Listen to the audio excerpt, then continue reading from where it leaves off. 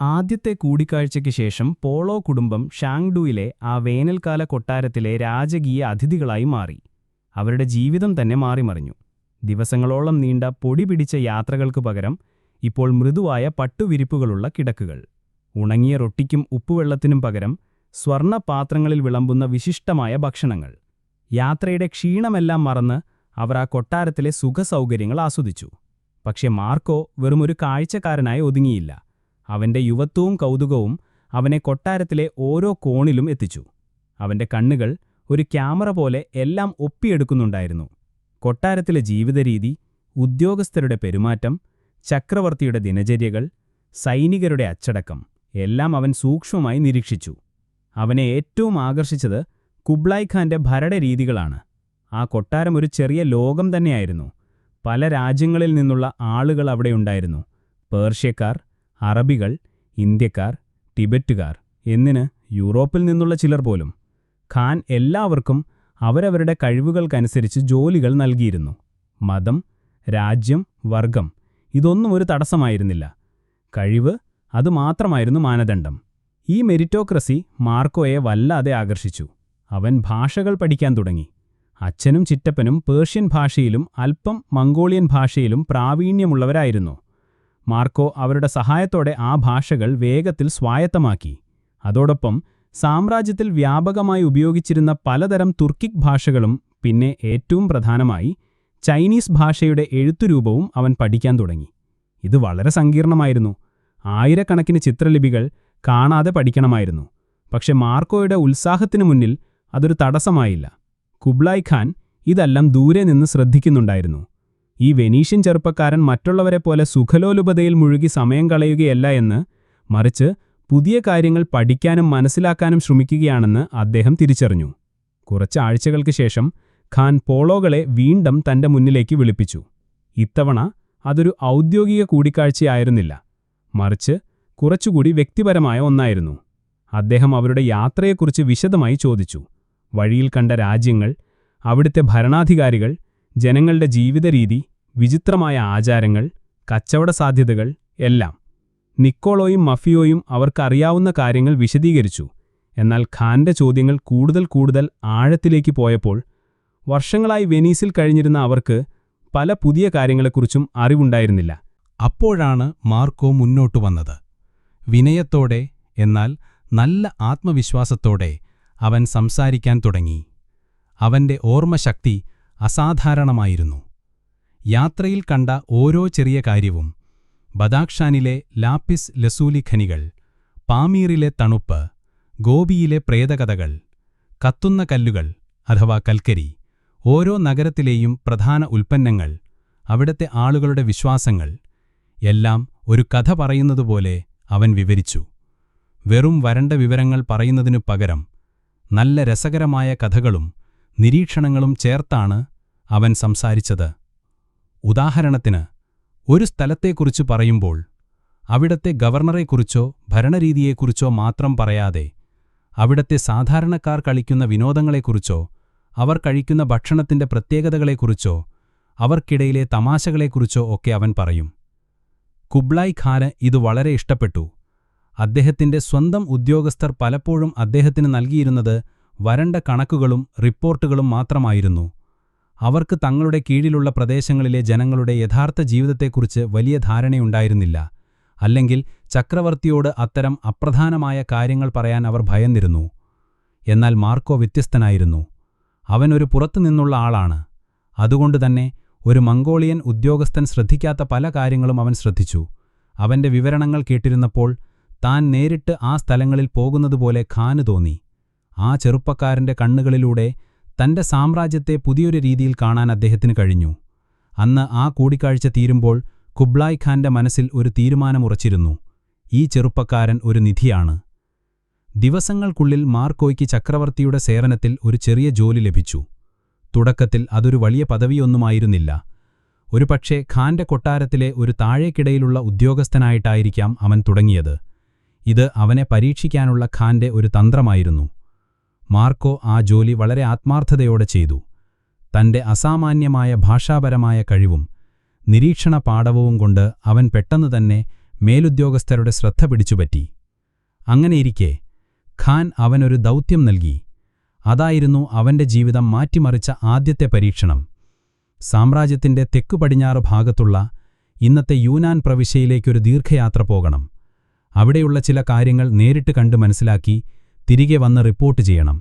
അത് വളരെ ദൂരെയുള്ള, അത്രയൊന്നും വികസിച്ചിട്ടില്ലാത്ത ഒരു പ്രദേശമായിരുന്നു. അങ്ങോട്ടുള്ള യാത്രയ്ക്ക് ഏകദേശം 6 മാസത്തോളം എടുക്കും. ഇത് വലിയ ഒരു ഉത്തരവാദിത്തമായിരുന്നു.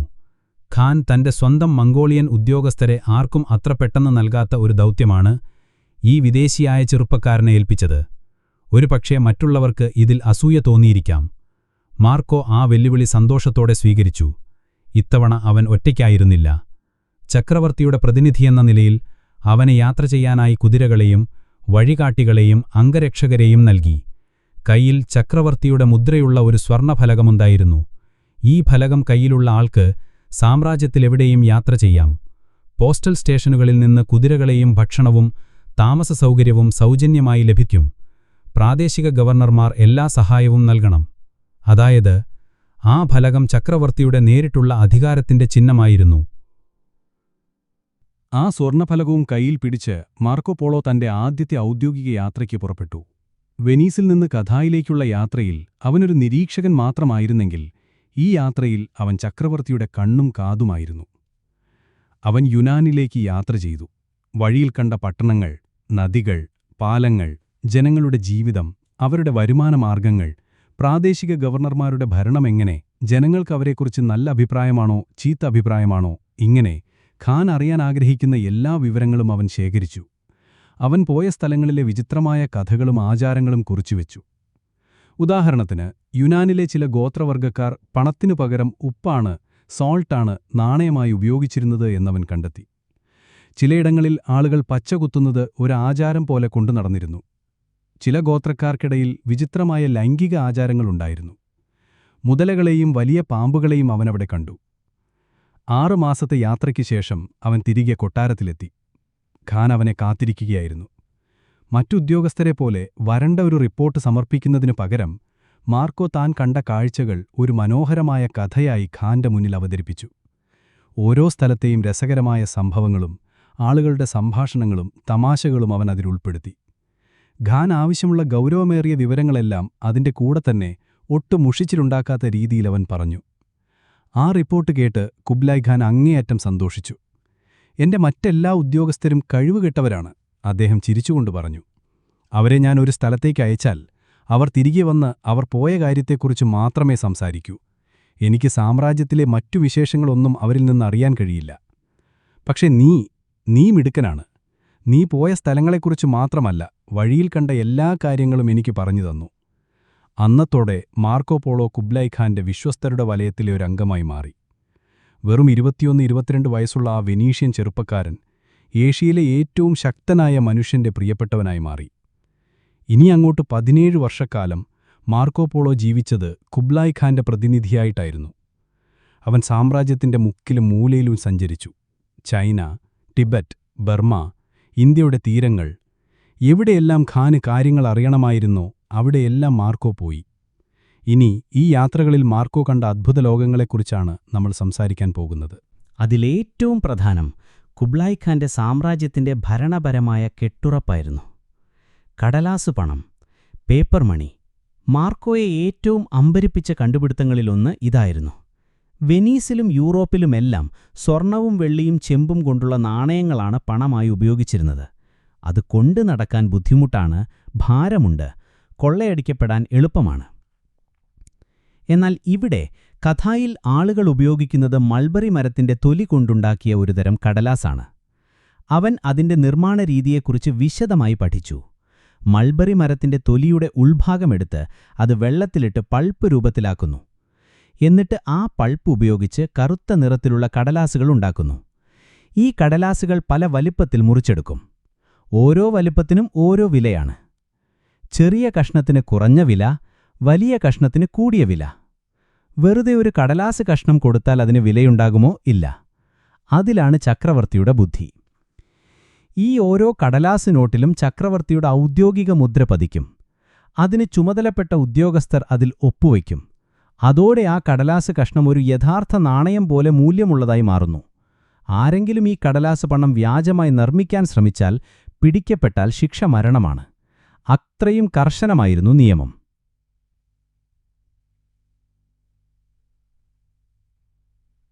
സാമ്രാജ്യത്തിലെവിടെയും ഈ കടലാസ് പണം ഉപയോഗിച്ച് സാധനങ്ങൾ വാങ്ങാം, വിൽക്കാം, നികുതി അടയ്ക്കാം. ഇനി ആർക്കെങ്കിലും ഈ കടലാസിന് പകരം സ്വർണമോ വെള്ളിയോ വേണമെന്നുണ്ടെങ്കിൽ രാജ്യത്തെ ഏത് കമ്മട്ടത്തിൽ ചെന്നും ഇത് കൊടുത്ത് തത്തുല്യമായ സ്വർണം വാങ്ങാം. ഈ ഒരു ഉറപ്പാണ് ആ കടലാസ് പണത്തിന് വിശ്വാസ്യത നൽകിയത്. മാർക്കോ ഇത് കണ്ട അന്തം വിട്ടുപോയി. ഇത്രയും ലളിതവും എന്നാൽ കാര്യക്ഷമവുമായ ഒരു സാമ്പത്തിക വ്യവസ്ഥ, ഒരു ലോഹവും ഉപയോഗിക്കാതെ വെറും മരത്തൊലി കൊണ്ടൊരു സാമ്രാജ്യത്തിന്റെ മുഴുവൻ സാമ്പത്തിക ഇടപാടുകളും നിയന്ത്രിക്കുക. അവൻ അതിനെ ആൽക്കമിയോടാണ് ഉപമിച്ചത്. സാധാരണ ലോഹങ്ങളെ സ്വർണമാക്കുന്ന വിദ്യയാണ് ആൽക്കമി. ഇവിടെ ചക്രവർത്തി വെറും കടലാസിനെ സ്വർണമാക്കി മാറ്റുന്നു. സാമ്രാജ്യപാതകളും പാലങ്ങളും.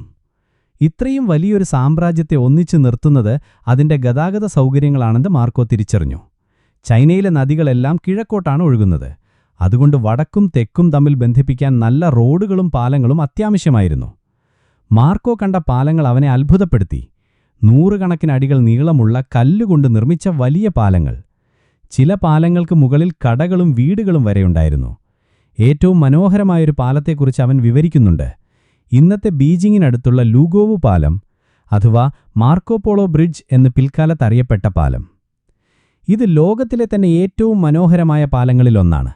പൂർണ്ണമായും കല്ലിൽ തീർത്തത്. ഇരുവശത്തും മാർബിൾ കൊണ്ടുള്ള കൈവരികൾ. ആ കൈവരികളിലെ തൂണുകൾക്ക് മുകളിൽ ഓരോന്നിനു മുകളിലായി ഓരോ സിംഹത്തിന്റെ ശില്പം കൊത്തിവച്ചിരിക്കുന്നു.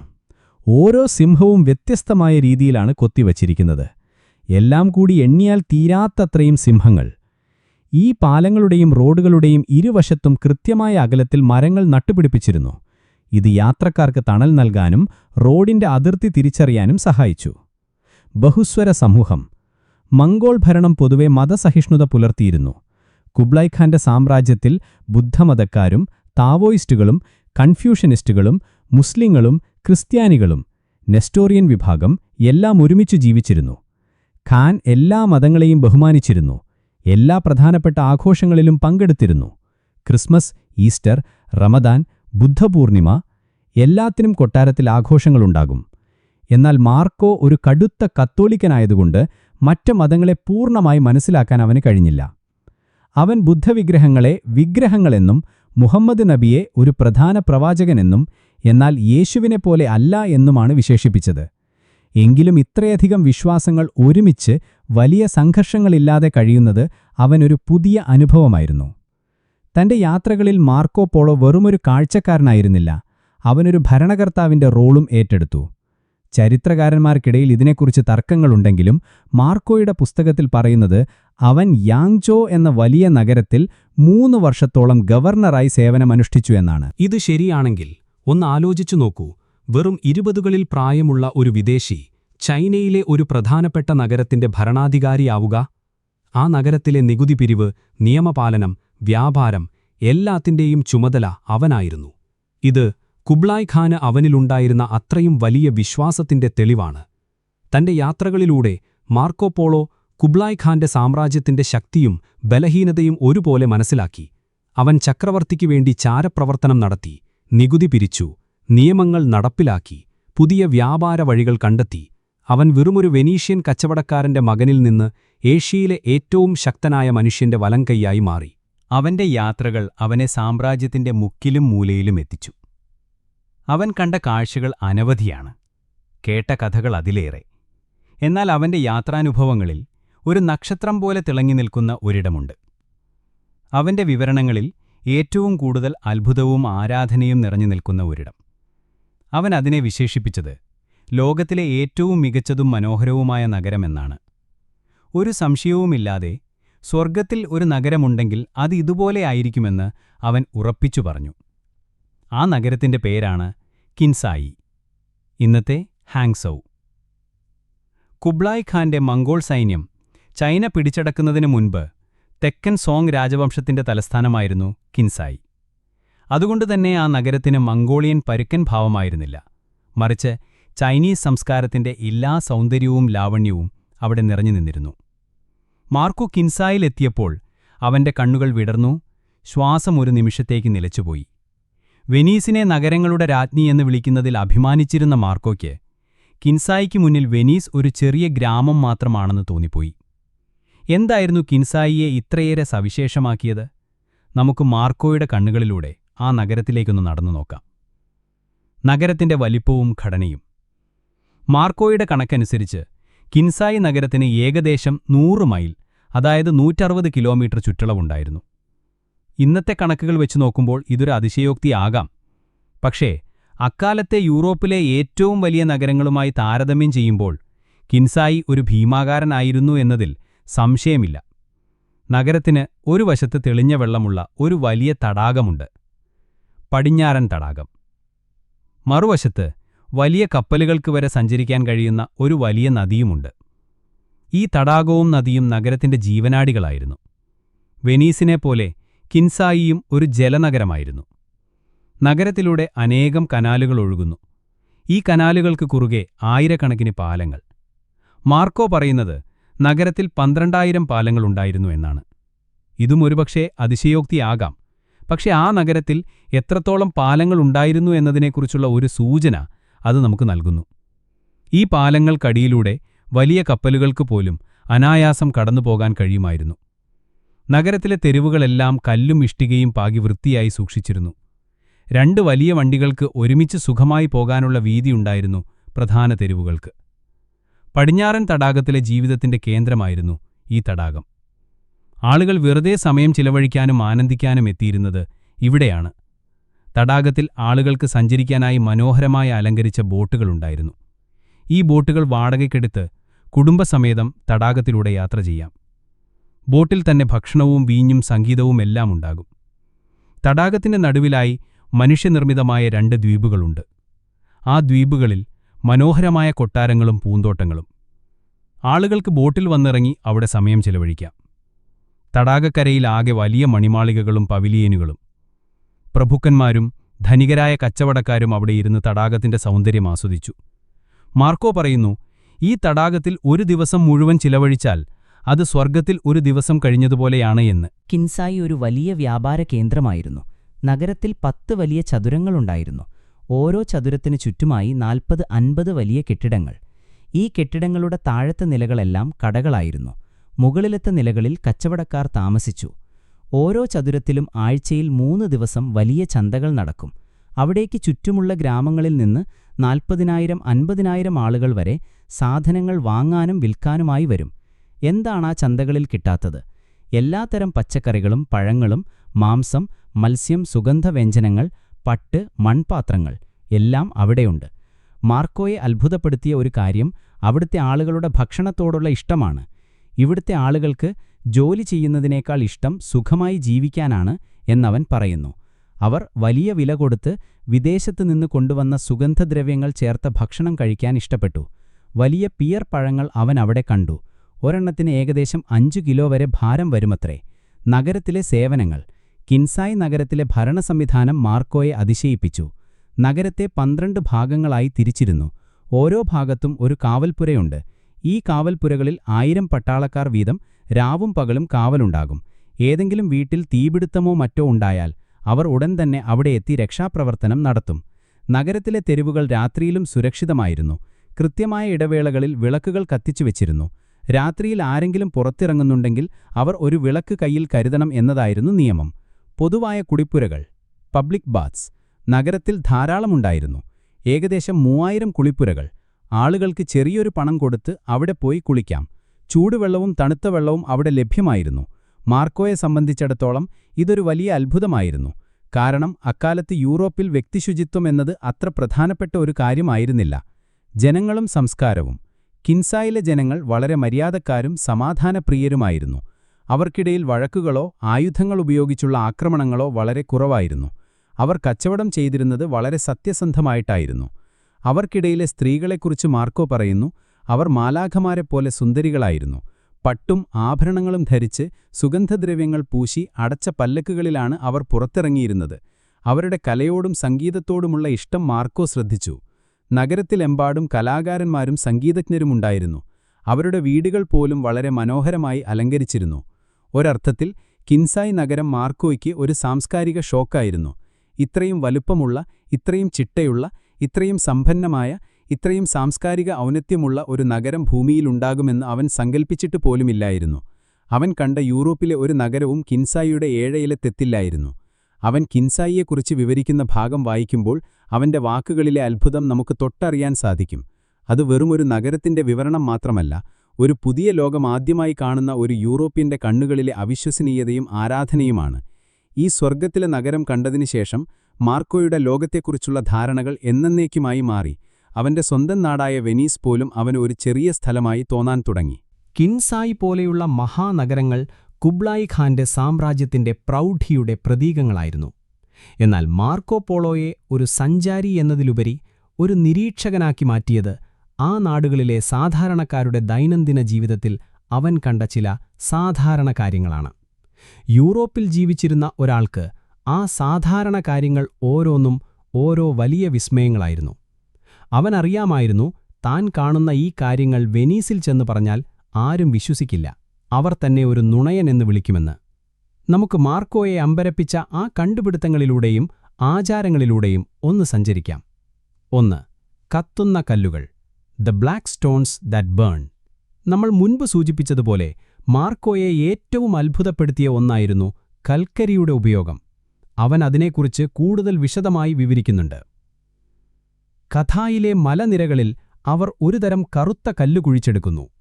ഈ കല്ലുകൾക്ക് തീ പിടിക്കും, അവ വിറകിനേക്കാൾ നന്നായി കത്തുന്നു. ഏറ്റവും വലിയ പ്രത്യേകത, അവ വിറകിനേക്കാൾ കൂടുതൽ നേരം ചൂട് നിലനിർത്തുന്നു എന്നതാണ്.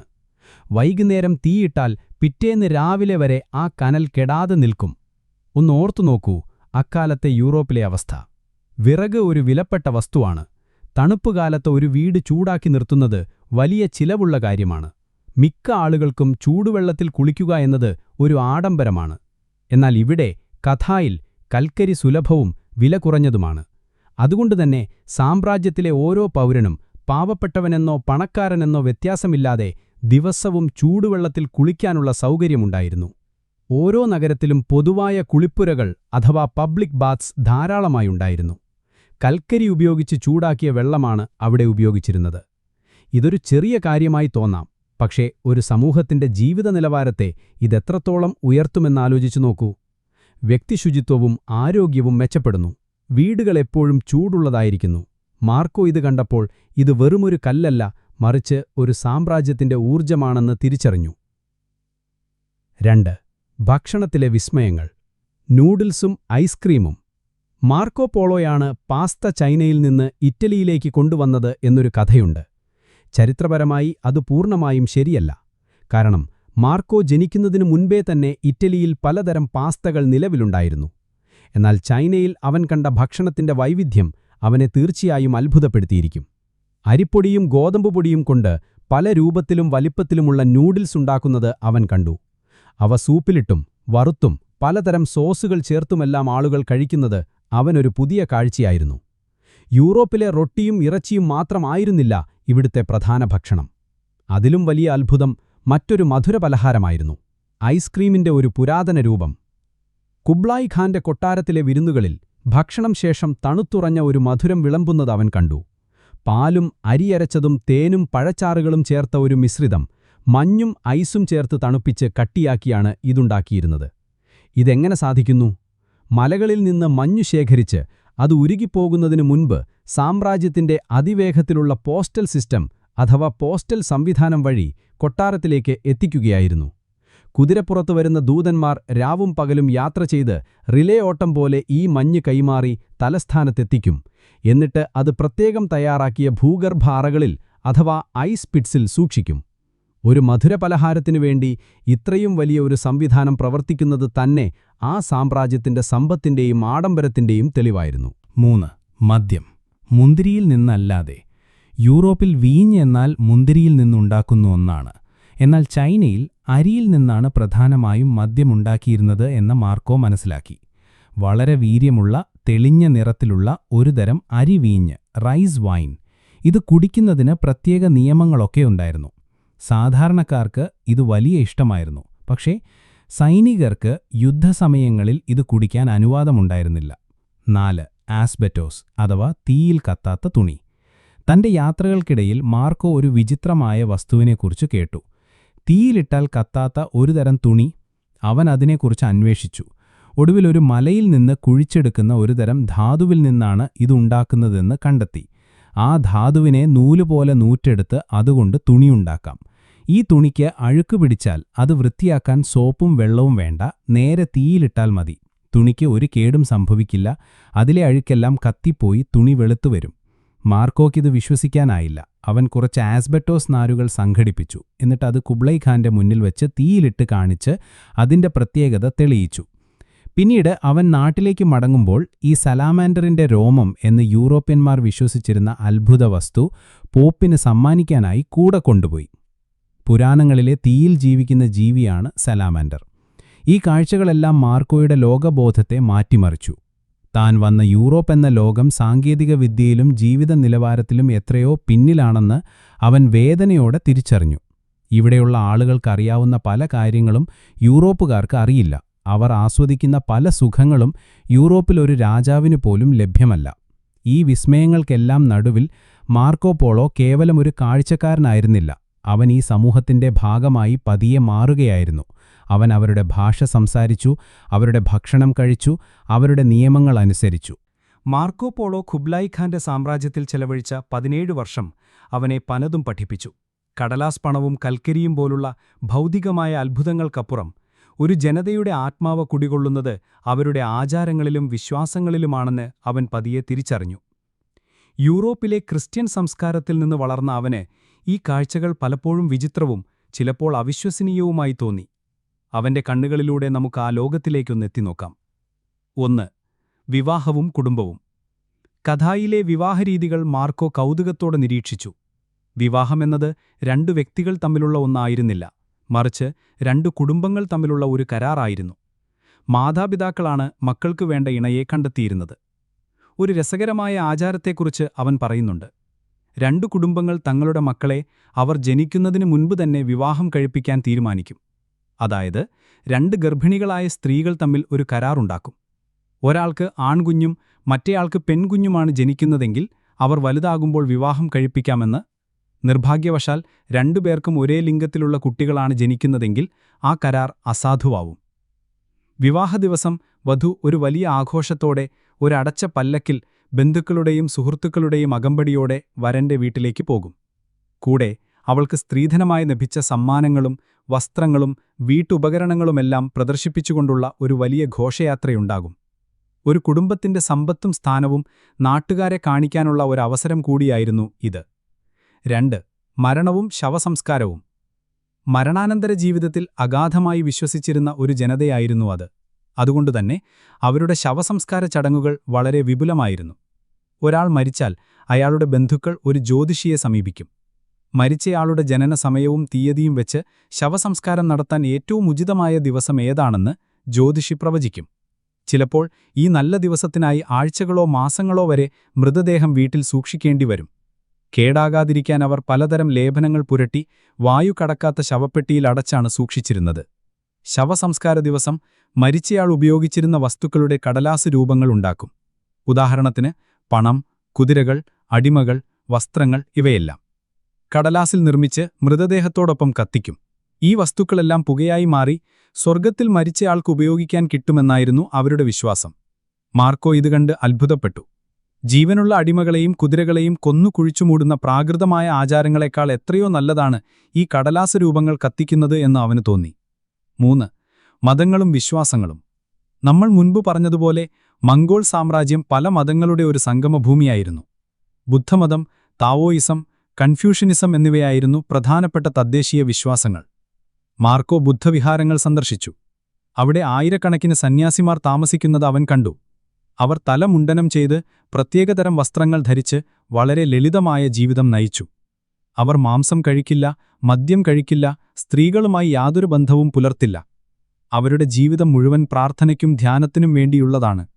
ബുദ്ധവിഗ്രഹങ്ങളെ മാർക്കോ വിഗ്രഹങ്ങളെന്നാണ് വിളിച്ചെങ്കിലും ആ വിഗ്രഹങ്ങൾക്ക് മുന്നിൽ ആളുകൾ പ്രാർത്ഥിക്കുന്നതിലെ ആത്മാർത്ഥത അവനെ സ്പർശിച്ചു.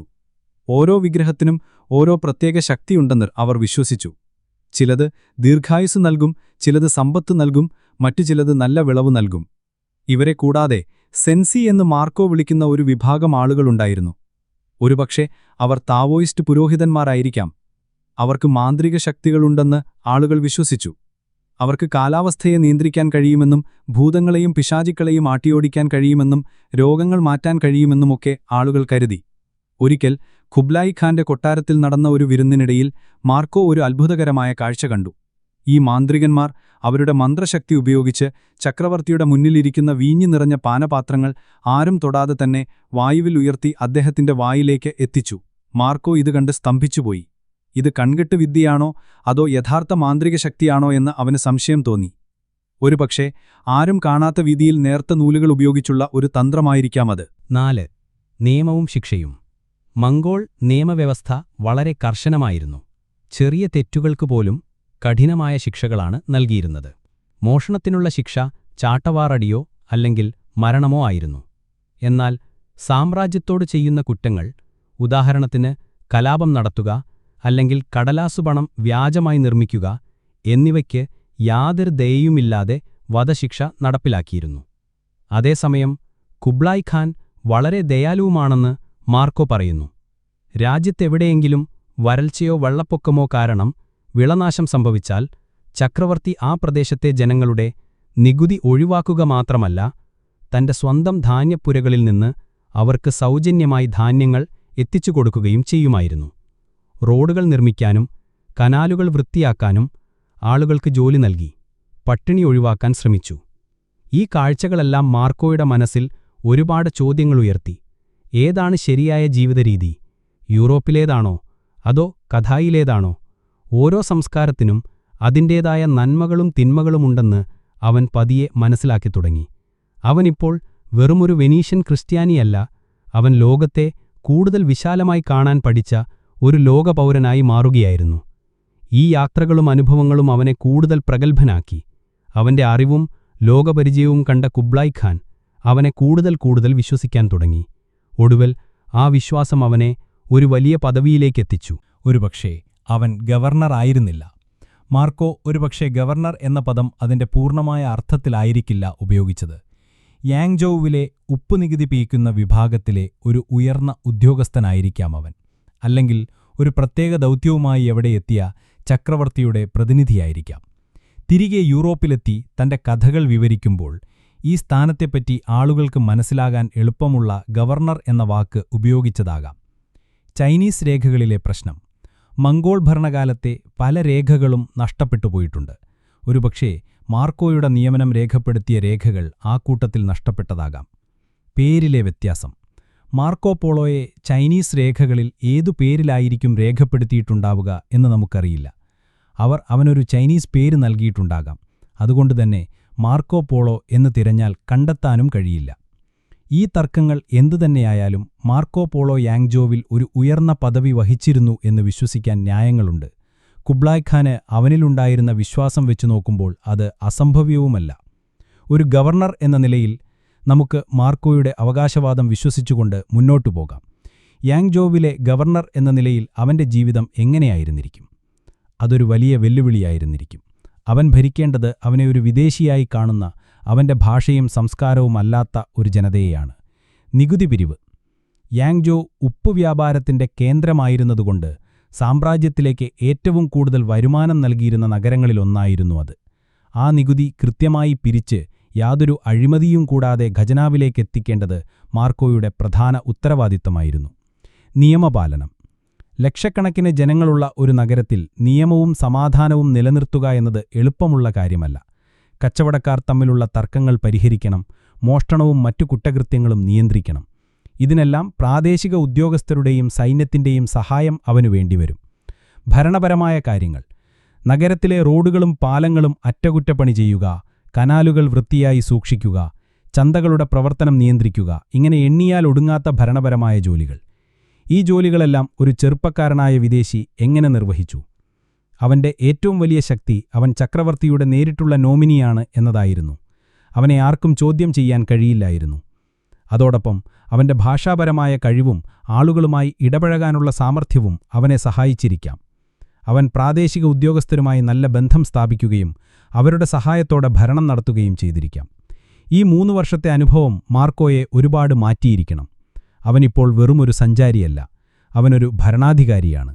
അധികാരമെന്താണെന്നും അതെങ്ങനെ ഉപയോഗിക്കണമെന്നും അതിന്റെ ഉത്തരവാദിത്തങ്ങൾ എന്തെല്ലാമാണെന്നും അവൻ പഠിച്ചു. ഒരു സാമ്രാജ്യം എങ്ങനെയാണ് പ്രവർത്തിക്കുന്നതെന്ന് അവൻ പുസ്തകങ്ങളിൽ നിന്നല്ല, സ്വന്തം അനുഭവത്തിൽ നിന്നാണ് മനസ്സിലാക്കിയത്. യാങ്ജോവിലെ സേവനത്തിന് ശേഷം മാർക്കോ പോളോയുടെ പ്രശസ്തിയും സ്ഥാനവും വീണ്ടും ഉയർന്നു.